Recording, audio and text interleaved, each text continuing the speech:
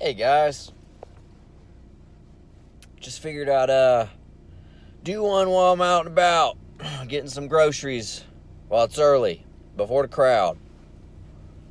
And one thing came to mind, and this is gonna have to deal with, more of like public education, and yeah, really on public education. And this is one thing I've noticed that's really prevalent in the South. Definitely.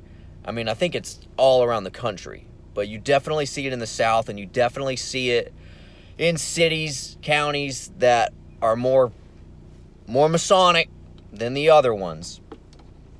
And that is the skewed distribution of funding to sports versus the arts and music when it comes to the public education system.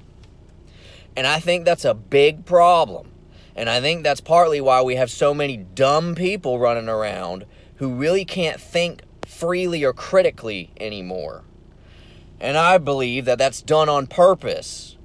Okay? Now, don't get me wrong. There are good qualities in character building things that sports do provide, okay, and build. But there are things as far as intelligence and higher thinking that goes on when it goes to the arts and the more creative side of things. And the way that the money is, the budget, the funding has been balanced. It is all about football or sports. And this could go all the way up to state and maybe even how the federal government distributes money, but I think a lot of it has to do with the state, because you always notice that the high schools that got the good football teams always got the big giant fancy schools. But I'm going to go ahead and tell you, it's detrimental. It's not doing our kids any good. It's really not. And I'm not trying to say get rid of sports, because sports are fine and sports are good, but we need to redistribute some of that money back into the arts department and the creative department, so we can have kids and people who can think higher and who can think critically.